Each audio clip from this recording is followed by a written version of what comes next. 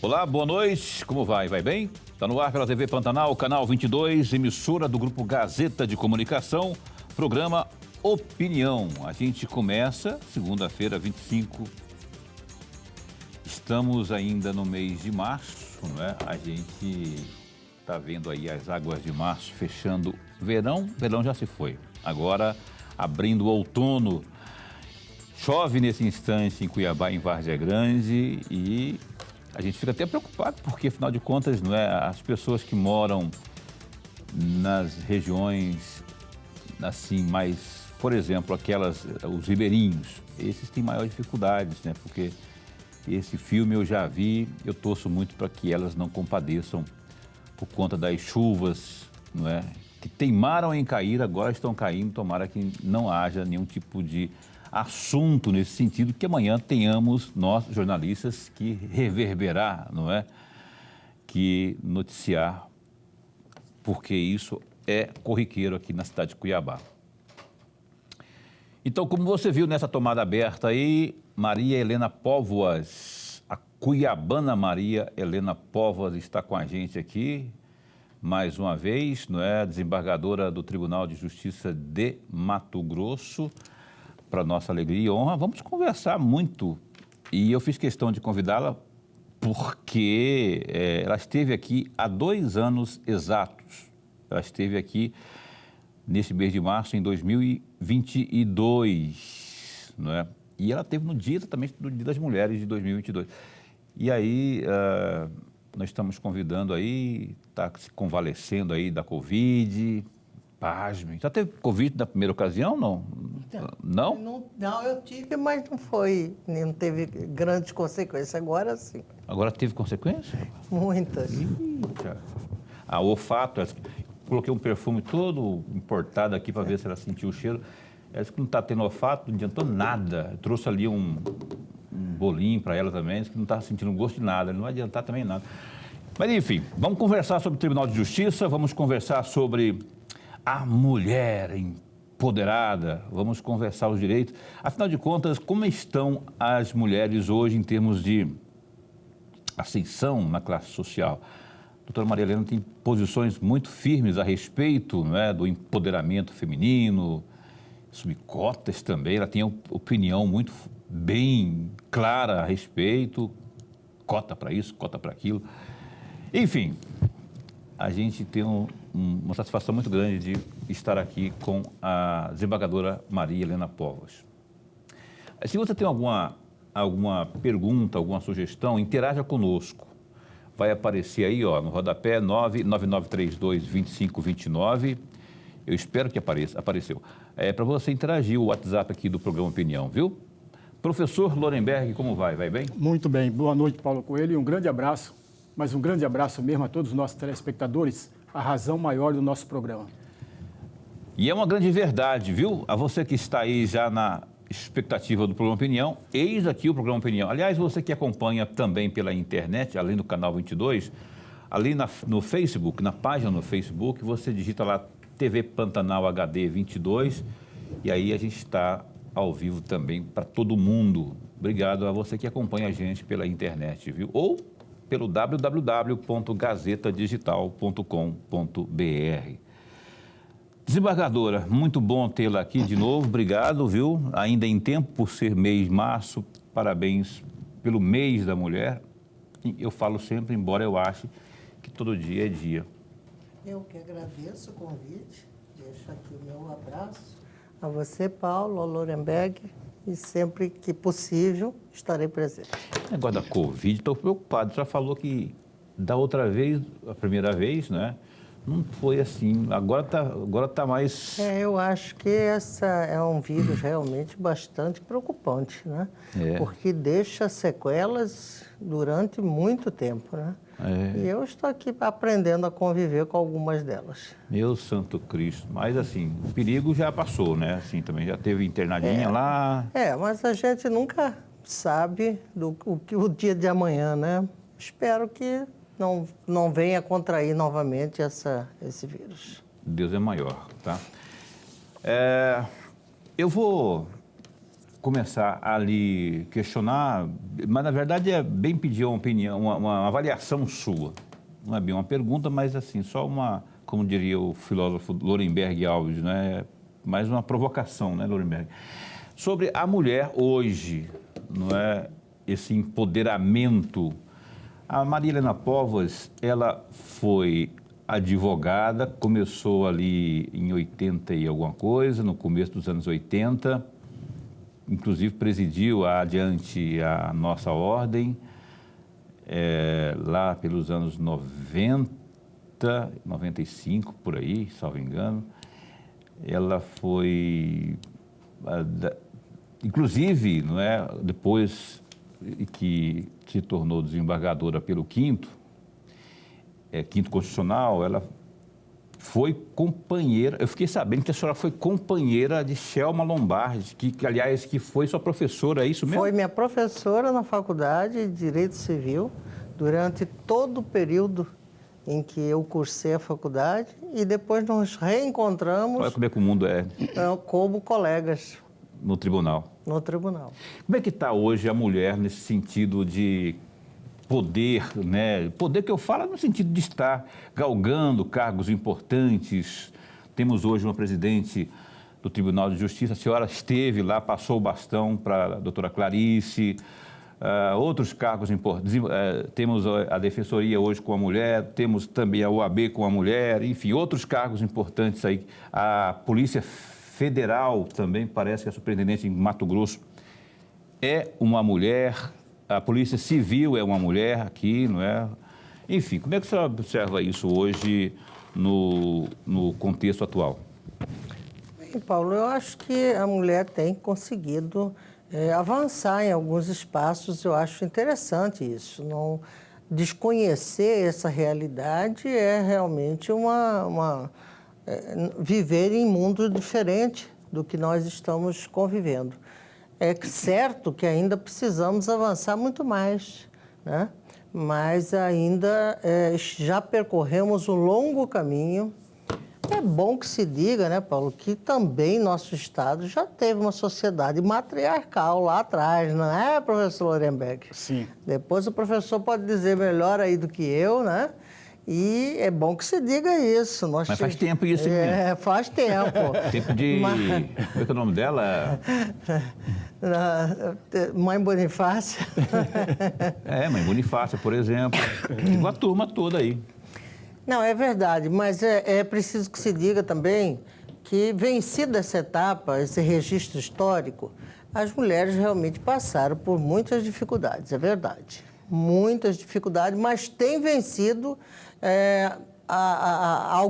em alguns setores a passos largos, que nos deixa, às vezes, Lorenberg, até assustada com a velocidade com que isso aconteceu. Por exemplo, hoje o Judiciário, você estava falando aí na abertura do programa, sobre cotas. Eu não sou muito adepta a essa... Mas o Judiciário hoje, através do Conselho Nacional de Justiça, já utiliza esse sistema para os tribunais.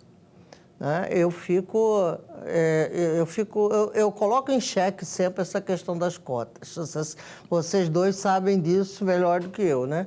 Mas acho que, depois do que eu vi neste último pleito no Tribunal de Justiça, na subida de alguns desses últimos desembargadores empossados... Desses agora? O que eu ouvi nos bastidores, eu realmente preciso dizer aos senhores que eu acho que a cota, nesse setor pelo menos, nos outros, para mim, ainda continua questionável. Mas ali eu acho que era uma realidade, uma coisa que emergia assim aos olhos de qualquer um. Eu vou ter que dar uma cutucada, eu sou jornalista, não vou... Mesmo que a senhora não comprometa ninguém, mas o que, por exemplo, que a senhora viu nos bastidores que A impossibilidade de se alinhar com mulheres que estão na magistratura há muito tempo, que já provaram competência, que já provaram a sua dedicação e seu comprometimento, acima de tudo, com a toga. E, infelizmente, alguns colegas entenderam que as mulheres deveriam aguardar esse momento Olha que absurdo. da cota imposta pelo CNJ, que agora o momento era de se eleger mais um homem. Não acredito no negócio desse. Mas pode acreditar, isso existiu. É verdade que, já te chamei, Lorenberg. Lorenberg está oriçado para entrar na conversa aqui, mas é porque nós agarramos na conversa aqui, né? É verdade que quando a senhora ascendeu a condição de desembargadora, o Manuel Ornelas não gostava muito desse negócio de mulher no tribunal, é verdade? Eu não sei se é ele, né? Mas teve gente, né? Que eu até prefiro não declinar nomes, até porque está fora da magistratura e hoje ele é irrelevante no contexto, tanto dentro como fora. A pessoa a que eu estou me referindo é irrelevante no contexto do mundo do judiciário e dos operadores do direito. Ele é irrelevante, é uma figura apagada. Mas eu ouvi isso quando fui buscar o elevador para descer, de que ali não era lugar de mulher, que lugar de mulher era na cozinha. E que eu fiquei realmente assombrada com aquilo vindo de um colega que, querendo ou não, ele era meu colega, a decisão dele não tinha mais peso que a minha, a caneta dele não pesava mais do que a minha. Tanto não pesava que hoje ele está no ostracismo do mundo, não é só do judiciário, no ostracismo do mundo, porque sempre foi uma pessoa que tratou as pessoas dessa forma. Eita!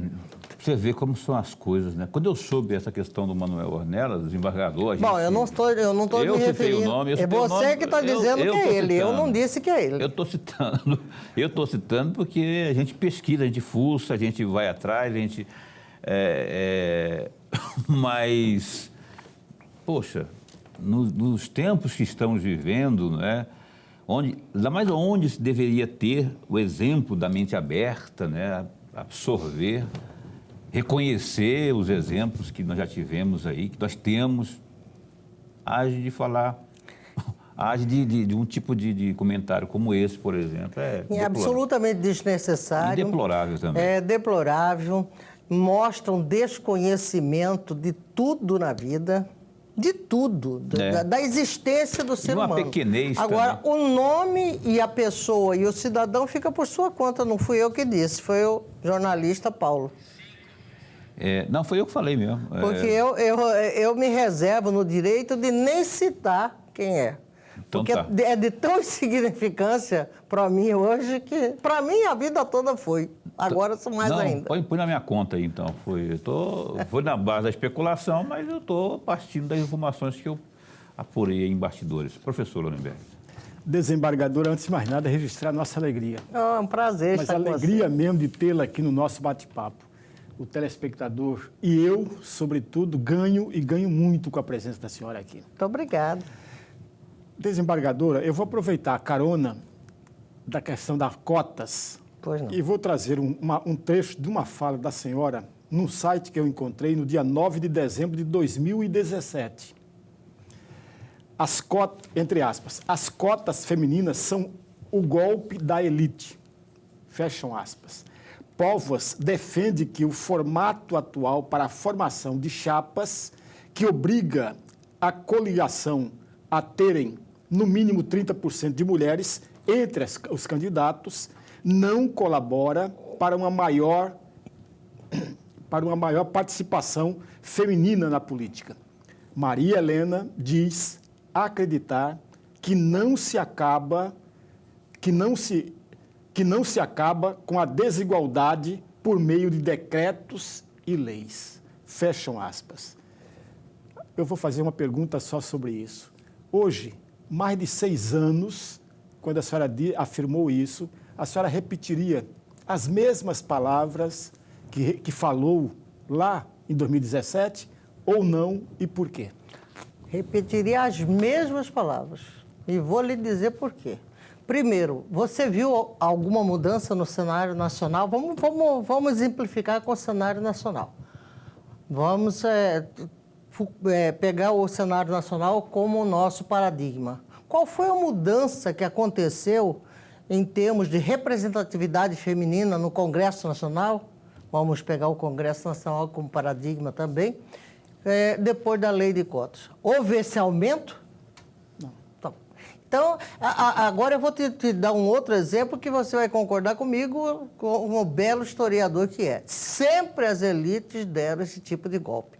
O golpe maior, na minha visão, e mais lembrado por mim, é da abolição da escravatura.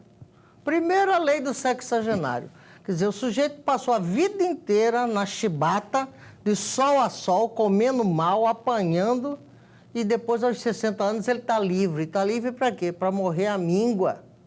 Porque, pelo menos, na senzala, ele tinha comida. Mas aí veio o golpe da elite. Não, nós vamos liberar os sexagenários. Depois veio a história do ventre livre. Ora, meu Deus, se nós sabemos que os filhos, às vezes, dependem da gente o resto da vida, alguns, não é verdade? Como é que o filho pode ser livre se o pai e a mãe estão em cativeiro? O que essa criança, como é que essa criança iria sobreviver? Ou seja, ele vira um livre, entre aspas, mas dentro do cativeiro. E, por último, o golpe fatal de misericórdia, que era mandar embora. Por que a cidade paradisíaca Porto de Galinhas chama-se Porto de Galinhas? Porque durante muito tempo, os senhores sabem disso, os senhores barões do café chegavam ali com os negros nos navios e gritavam que tinha galinha nova no porto, que era para quê? Para fazer o leilão dos negros. Então, a história mostra tudo isso. Então, eu te pergunto, esse foi o golpe da elite com relação à escravidão.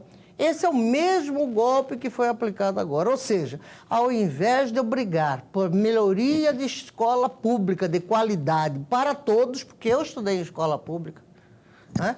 Você provavelmente deve ter estudado também em escola pública. Então, ao invés de a briga ser por uma qualidade de ensino na escola pública, inclusive tratando os professores com dignidade e respeito que merecem, não, eu crio uma cota para que aqueles que vêm dali, aqueles que conseguirem sobreviver, vou jogar uma boia para cada um, aqueles que conseguirem atravessar, tem uma passagem livre lá para a universidade. Eu fico, às vezes, eu fico pensando, Lorenberg, eu não sei se eu estou correta, não quero me alvorar como dona da razão, mas isso me assusta um pouco, sabe? Ao invés de eu brigar pela escola pública de qualidade, eu vou brigar para que alguns saiam dali para a universidade e entrem na faculdade com o sistema de cota. Eu meio que comungo do que a senhora está dizendo aí. Eu acho que é uma forma de segregar, né? Eu acho que esse negócio de cota é um eufemismo para segregação, porque é exatamente isso que a senhora falou aí, né? Lá no final, quem chegar, quem tem fôlego, tiver mais fôlego, né, toma água limpa. É igual agora o CNJ, com a decisão do CNJ, com cotas para o ingresso, aliás, o acesso aos tribunais para o juiz de carreira. Então, qual foi a mentalidade de alguns? Bom, então, como essa decisão do CNJ só será aplicada na próxima ascensão, ou seja, essa próxima será a lista das mulheres, agora as mulheres não vão entrar aqui. Vamos fechar o tempo, não entra nenhuma. Como não entrou? Os senhores viram. Não entrou mesmo. Não entrou mesmo. Olha só, vamos para estamos dizendo aqui que eu tenho que ir para o intervalo comercial. Quando o papo começa a ficar legal, o pessoal manda ir para o intervalo comercial, porque senão o Dorileu fica bravo. Intervalo comercial, a gente volta num instante só.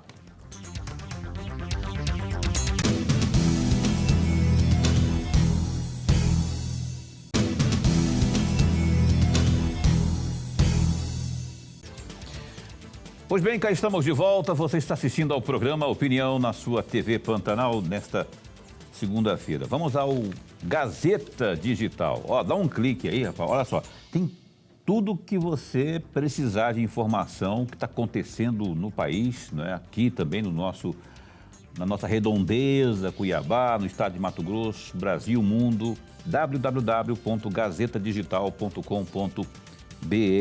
O Mauro Mendes, governador do estado de Mato Grosso, defendeu que os estados brasileiros possam criar suas próprias leis penais com o intuito de combater a criminalidade em seus territórios, de acordo com suas particularidades. Em entrevista nesta segunda-feira, dia 25, ele voltou a criticar a legislação brasileira e disse que o nosso país se acostumou a conviver com problemas. O governador de Mato Grosso foi entrevistado pela Jovem Pan News e comentou a questão da segurança pública no país. No passado, em outras entrevistas, Mauro já havia se queixado da legislação brasileira sobre o assunto, afirmando que são frouxas.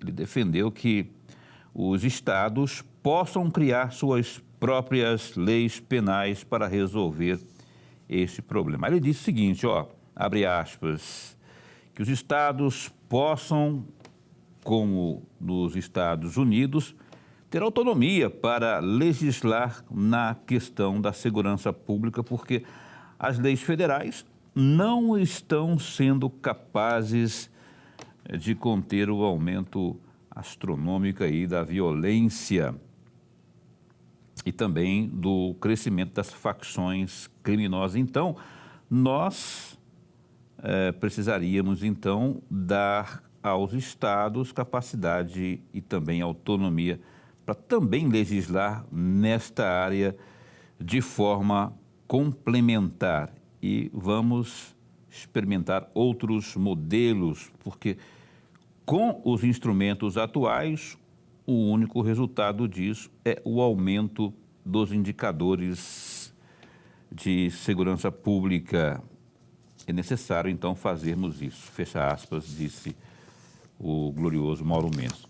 Outra notícia é o seguinte,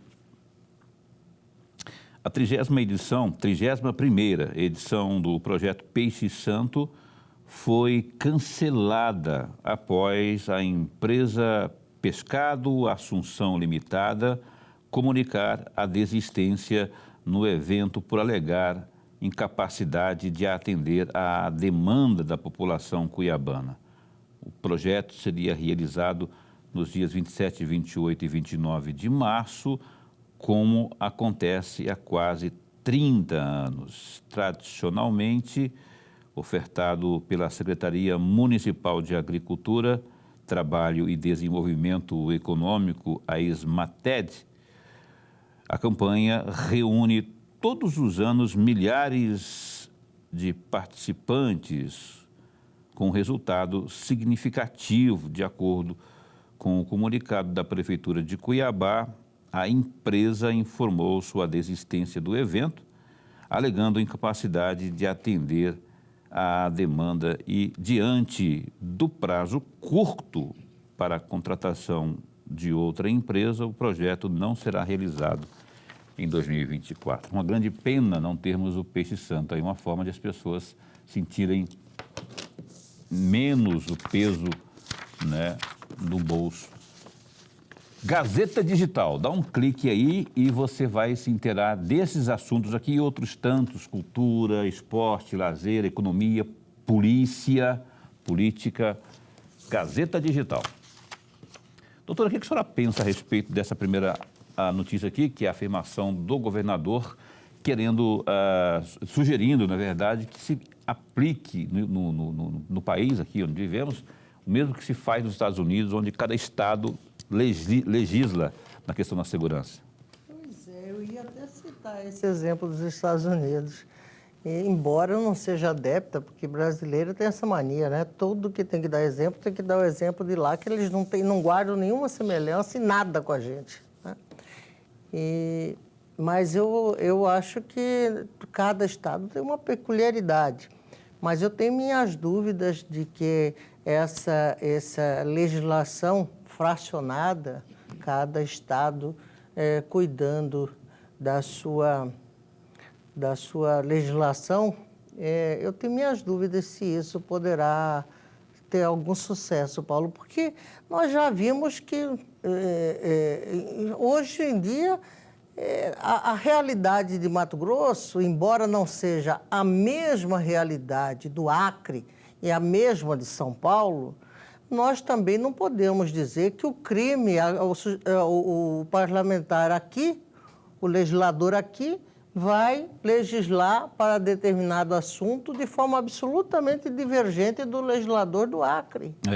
Então, fica uma situação, daqui a pouco, você estava falando aí do crime organizado. Eu falei sobre o crime organizado, professor Lorenberg, quando eu era presidente da OAB em 1992. Não existia o crime organizado, ninguém sabia nem que Marcola ia aparecer no mundo. Eu disse em vários programas, se você que é um estudioso for procurar, você vai encontrar isso, que a omissão do Estado, e isso sim que nos preocupa, a omissão do Estado, que eu quero dizer, o Estado, a federação, em determinados setores, isso sim abre espaço para a abertura e a organização. Hoje, o crime organizado se organizou de tal forma que é uma potência, é muito mais do que um crime organizado, é uma situação que o Brasil espanta o mundo, como hoje nós abrimos hoje o noticiário, ficamos escandalizados com figuras proeminentes da política, proeminentes de destaque no Rio de Janeiro, envolvido em crime de mando e em crime bárbaro que ganhou as páginas do mundo. Então, imagina você, um legislador desse legislando. Não estou dizendo que o legislador ele passa por um filtro e que lá também... Não, o parlamento é o espelho da sociedade. Sim. Tudo que tem lá é o que tem aqui. Mas também essa forma fracionada, como ventilou o governador... Eu não sei se isso funcionaria, eu tenho minhas ressalvas, e fosse eu hoje com a caneta na mão para decidir uma situação dessa, eu penso que não decidiria dessa forma. Imagina, Condado de Mato Grosso, né? Lá tem suas próprias leis. Lá nos Estados Unidos tem estado onde a maconha está liberada, outros nem tanto, e aí vai mudando, né? A questão do aborto, por aí vai. Cada um defende aí a sua... Pena de morte. Pena de morte também. Pena de morte, lá. Exatamente. E agora eu te pergunto, o que é que mudou nesses estados onde a legislação é mais dura, digamos assim? Isso mudou alguma coisa? Me parece que não. O que inibe o crime é a certeza da punição e não a extensão da pena. Lorenberg. Exatamente isso. Desembargadora, no mês de abril... Aliás, nesse assunto aqui, eu gostaria de um comentário da senhora. Pois é. No mês de abril de 2010, a segunda Câmara Civil do Tribunal de Justiça de Mato Grosso reconheceu o direito de um casal homossexual de se responsabilizar pela guarda de uma criança em Tangará da Serra. A decisão foi unânime. Para a desembargadora Maria Helena Póvoas, impedir um casal de adotar uma criança é o preconceito mais cruel entre os já sofridos pelos homossexuais. Fecham aspas. Gostaria muito de ouvir um comentário da senhora a respeito disso aqui. Eu mantenho essa mesma opinião, Lorenberg. A mesma opinião.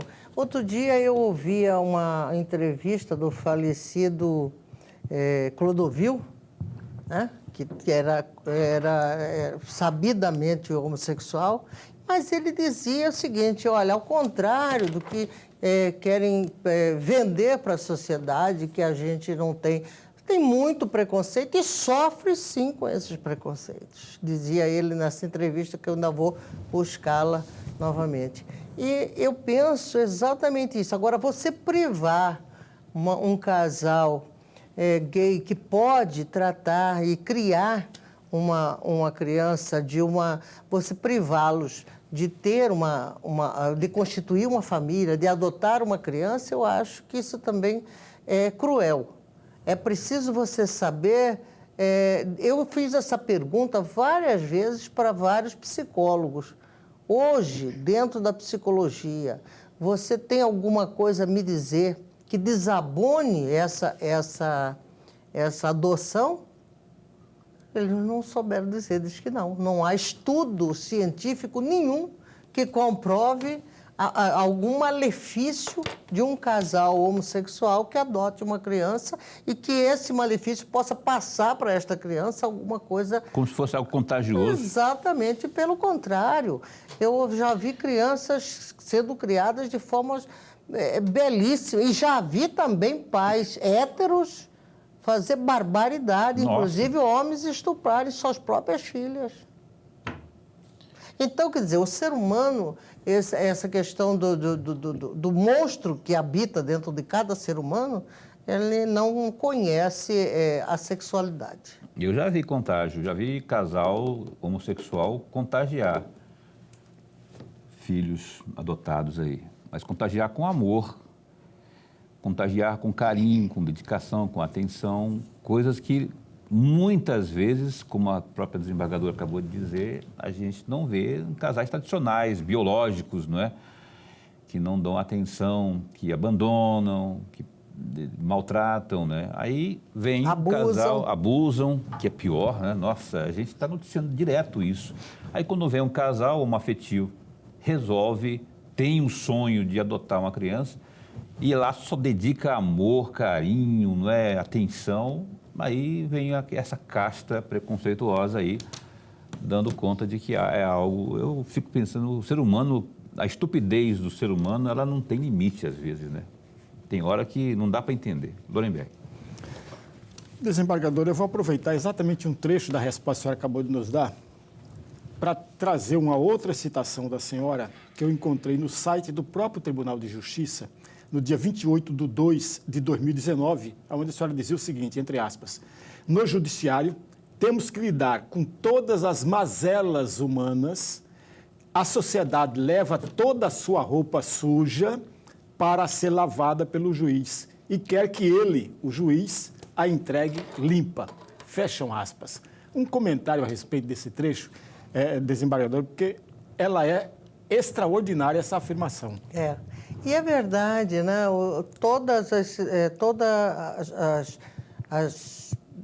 Os conflitos da sociedade é levado até o judiciário para ser dirimido pelo judiciário.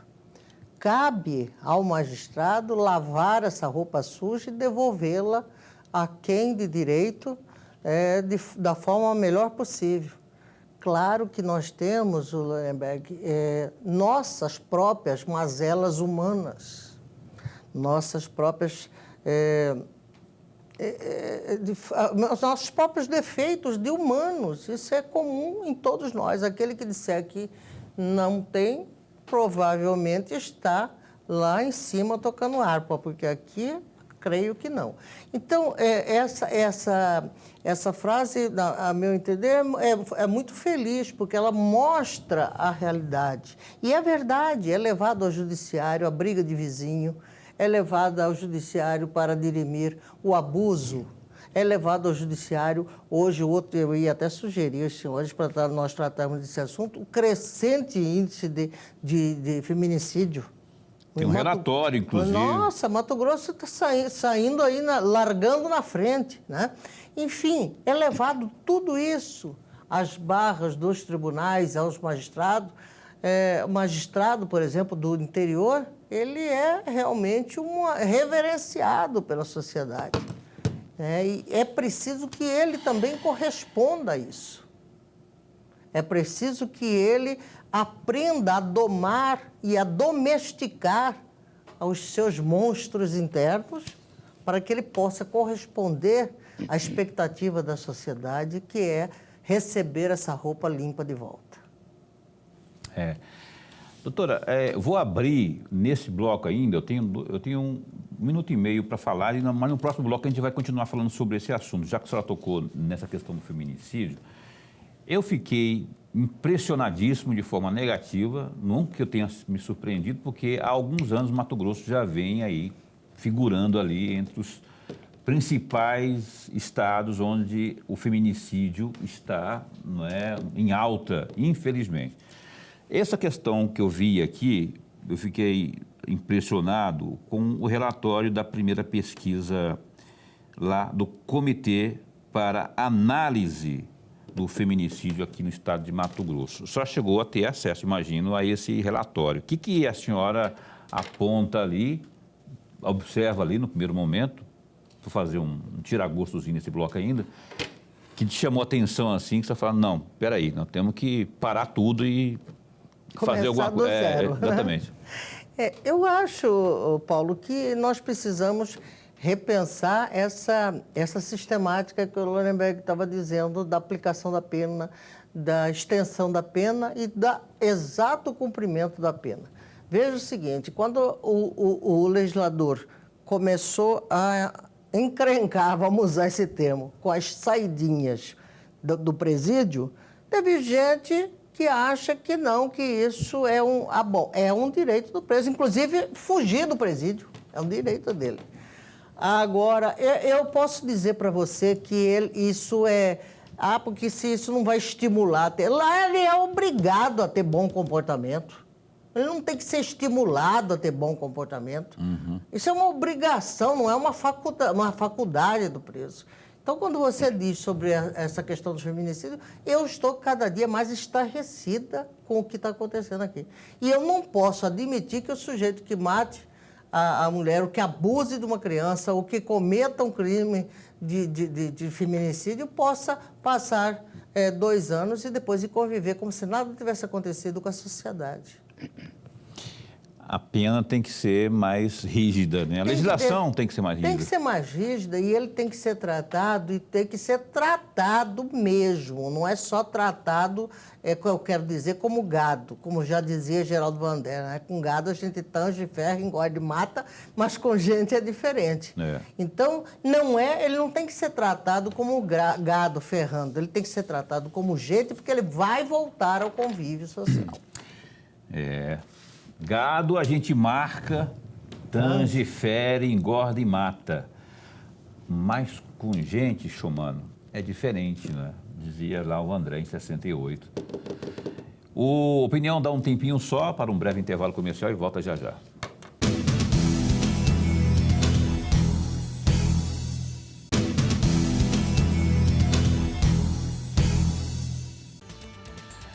Pois bem, cá estamos de volta. Você está assistindo aqui ao programa Opinião. Estamos entrando no último bloco. O tempo voa, nego. Na entrevista é boa assim, aí que voa mais rápido ainda, não é? Vê se ela agora, ela demorou 2 anos para voltar aqui. Bora ver se diminui isso aí em Lorenberg, porque senão vai vir em 2026 só. Aí não vai dar. Não vai dar certo. Mandar um abraço para Solange Rafaela, que está assistindo ao programa Opinião, CPA 3. Obrigado pelo carinho da sua companhia, viu? Está aqui no grupo do Zap do Opinião. O Valdecir, ele está sempre conosco, e manda aqui, mandando um abraço para todos do programa, que está gostando muito da entrevista. E a Manuela, que é a esposa dele, também estão lá, com as crianças, com as criançadas, como diz ele. Também tem aqui como que é? Samuel, ele está lá no bairro Boa Esperança, está assistindo ao programa com a Ana Carla, que é a esposa também. Bom, obrigado a vocês que estão aí acompanhando a gente pelo programa Opinião, não é? E pelo canal 22 aqui. Então tá, olha só, tem aqui uma pergunta... Eu queria que a senhora desse uma opinião sobre os embargos de declaração. Eu, assim, não sou operador de direito nem nada, mas eu penso que existe um exagero tão grande desse negócio de embargos declaratórios, às vezes, né? Embora, contudo, todavia, é direito, né? O cara vai ter que, é direito dele recorrer, direitos num país onde se alega atualmente aí dificuldades desses recursos aí, de o cara cumprir o que está contido na Constituição, direito adquirido, de buscar, não é, a defesa, por exemplo. Mas você não acha que esse negócio de embargo declaratório, às vezes, existe um exagero? E como corrigir isso? Bem, fazendo como a grande parte dos magistrados fazem. Quando você observa que ele é meramente protelatório, não conheço. Porque o Código de Processo Civil é muito claro. Em que circunstância que cabe quando há omissão na decisão embargada, quando há contradição ou obscuridade. São os 3 casos. Se os embargos é infringente, com caráter infringente, é porque ele quer alterar a decisão anterior, mas com um ponto de vista jurídico que, na visão dele, e ele vai argumentar para isso, não foi apreciada como deveria ter sido pelo magistrado que avaliou e decidiu a questão. Fora desses parâmetros, não há mais o que discutir. As pessoas, às vezes, manejam embargo de declaração com efeito infringente porque ele quer usar isso, manejar isso como mais um recurso no intuito de convencer o magistrado que o ângulo de visão dele é o correto. Quase uma litigância, né? Quase uma litigância de má-fé. De má-fé. Né? Não chega a ser a má-fé, porque na visão do advogado, quem tem que ser, isso é bom que se diga, quem tem que ser imparcial é o juiz. O advogado tem que ser mesmo parcial. Ele tem que abraçar a causa do seu cliente. O advogado que não abraça a causa do seu cliente, ele tem que procurar outro meio de sobreviver, porque ele está no lugar errado. Né? Mas eu penso isso sobre os embargos. Ok. Professor. Desembargadora, a senhora exerceu a chefia do Tribunal Regional Eleitoral de Mato Grosso. E aí, naquela oportunidade, eu posso destacar aqui, e aí eu gostaria muito que a senhora complementasse ou discordasse, que houve alguns ganhos e avanços na sua gestão. Um deles, a questão da fiscalização e o combate aos abusos, às irregularidades e aos crimes eleitorais, trazendo a sociedade como auxiliar desse combate todo. E também a pauta limpa. Além desses 2 itens que eu mencionei, desembargadora, o que há também como pontos positivos da sua gestão? Essas questões positivas aí, considerando, inclusive, o baixo orçamento que o TRE, à ocasião de Maria Helena Povas, tinha à disposição para promover, por exemplo, uma eleição de ordem municipal ou estadual, era bem pequenininho, né? Tinha que fazer milagre ali. Tinha que fazer milagre, é verdade. Mas nós fazíamos, Lorenberg, você falou e tocou num ponto-chave, trazer a sociedade.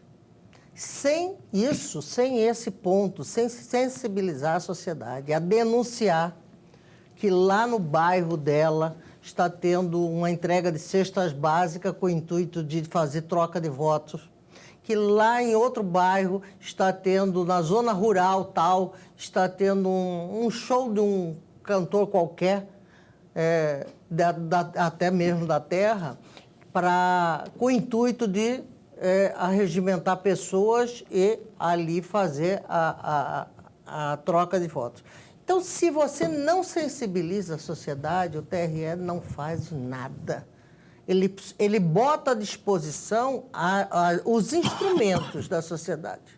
Ele cria mecanismos, inclusive, eu criei o Pardal, lembra disso? Sim. O Pardal foi um sucesso a ponto de, à época, era presidente do TSE, o ministro Gilmar. O ministro Gilmar esteve aqui, me ligou, inclusive, várias vezes. O projeto nacional teve como inspiração o Pardal de Mato Grosso.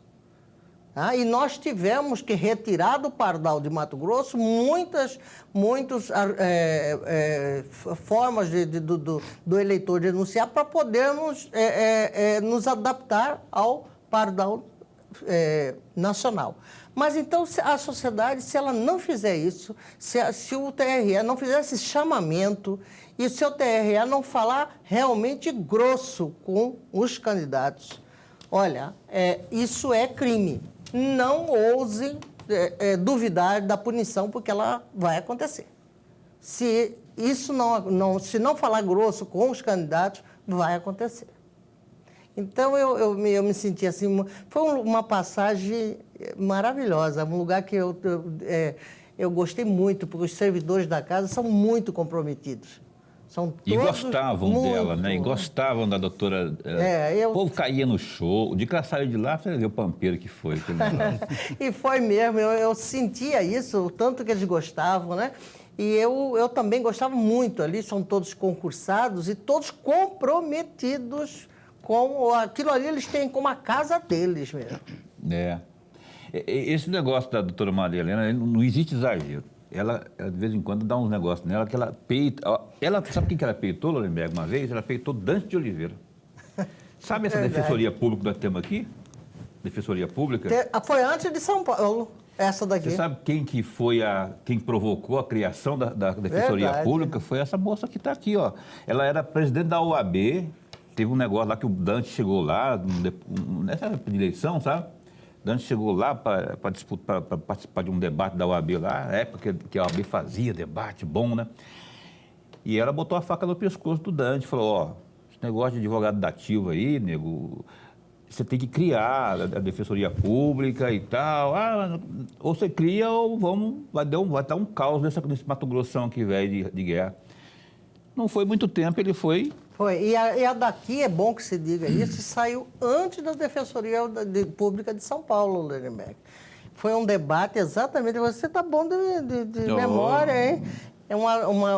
Os candidatos ao governo, foi o primeiro debate que existiu. Foi lá, eu que criei lá na OAB, no meu período. E lá eu fiz com que os candidatos que participavam do pleito, inclusive o Dante, se comprometessem na instalação da Defensoria. E ele se comprometeu publicamente, candidato, né?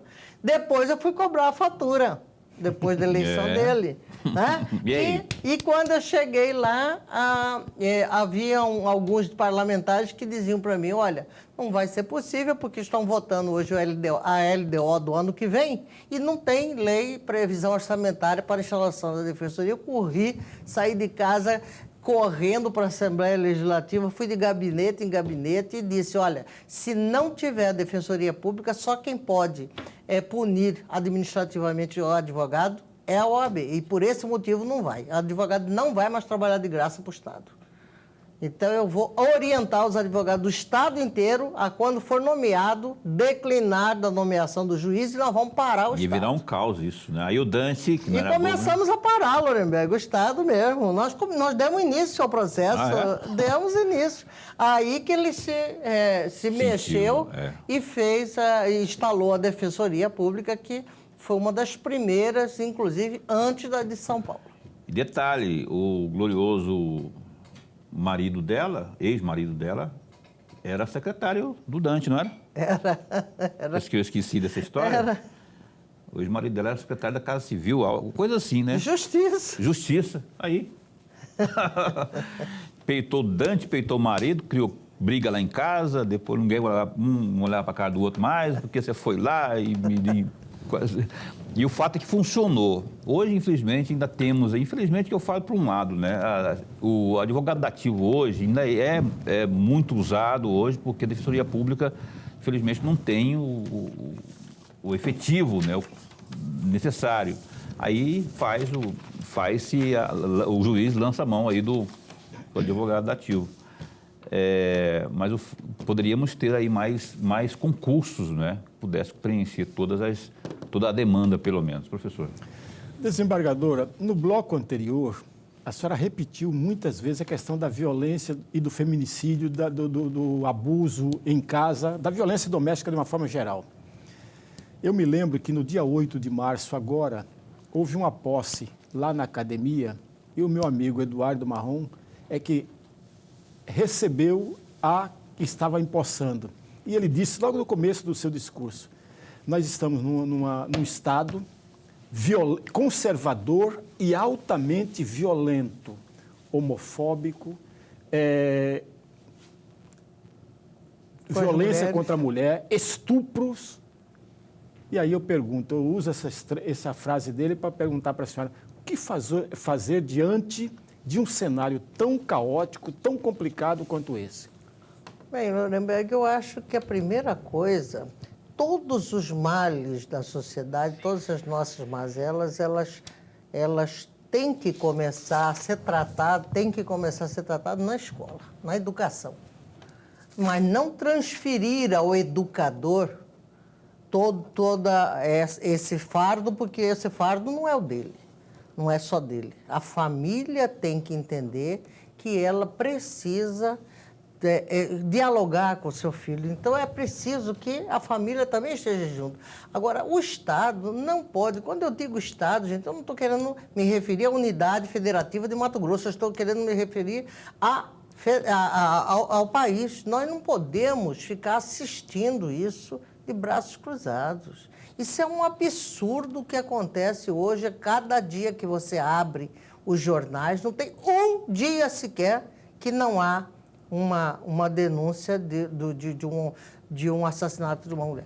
Detalhe, Lorenberg, as mulheres da periferia vão para as cadeias públicas denunciar, as delegacias denunciar, enfim, aparece programa televisivo e tal. Mas existe uma fatia da sociedade que ela sofre isso silenciosamente, é a classe média e média alta. Nós vimos agora há pouco de uma apresentadora de televisão que denunciou isso publicamente, do marido, da convivência dela com o marido. Então, é bom que todos saibam que isso que essa moça denunciou, que vivenciou, se vivenciou ou não, isso não vem ao caso, eu não estou aqui abraçando e nem comprando a versão dela, eu estou dizendo que essa versão que ela deu, nós temos hoje 90%, pasme você, Lorenberg, 90% da classe média e média alta que vive com isso, que convive com esse absurdo. E quieta, calada, porque, além de tudo, ela tem a vergonha de denunciar, porque ela é uma madame da sociedade. Verdade. Eu acompanhei esse caso aí também, que ganhou as páginas de fofoca, né? E chamou a atenção do jornalismo também, porque infelizmente envolve essa questão da mulher, enfim. Doutora, eu não tenho mais tempo, eu tenho que encerrar o programa aqui. Nós, Lorenberg e eu, estivemos aqui, prazer mais uma vez de entrevistar Maria Helena Póvoas, filha de Lenine, que conheceu a moçoila lá no Rio de Janeiro, lá, foi pai dela, professor, deu aula para a moça de 18 anos, namorou com a moça, casou a moça, trouxe a moça para Cuiabá, nunca mais, né? Foi isso que aconteceu com o seu glorioso. E ela amava Cuiabá, nunca mais quis voltar para sua terra natal, que era o Rio de Janeiro. Aí. Lenine, velho de guerra, hein? Foi seu professor, não foi, Lorenberg? Foi seu professor. Foi da academia também, né? Ele tinha um detalhe interessante, Lorenberg. Nunca ele saía para dar aula na faculdade sem deitar na sua rede com o seu plano de aula, mesmo aos 40 anos já dentro da sala de aula.